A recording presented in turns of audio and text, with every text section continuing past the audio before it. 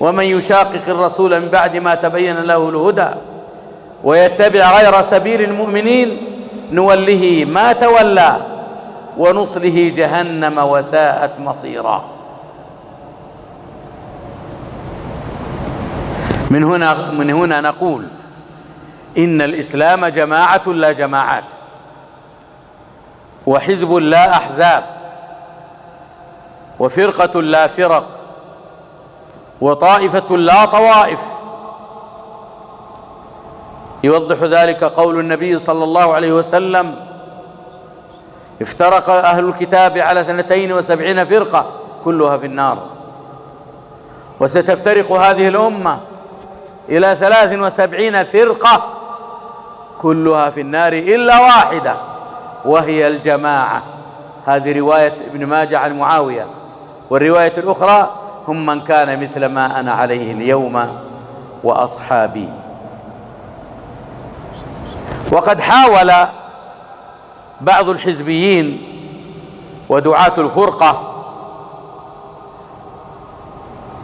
ومن أدعياء الصحوة في هذا الزمان أن يضعف هذا الحديث، وتكلف كل التكلف ليرده،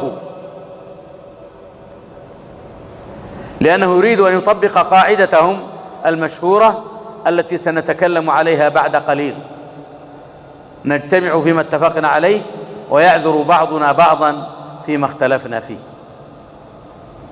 هذه القاعدة الفاسدة. ولكن الله خذله، فإن العلماء قد بينوا قديما وحديثا صحة هذا الحديث وتلقوه بالقبول وعملوا به، لكن الحزبيين شرقوا به لأنه ينقض أركانهم وينقض أسسهم. أفمن أسس بنيانه على تقوى من الله ورضوان خير أم من أسس بنيانه على شفا جرف هار فانهار به في نار جهنم.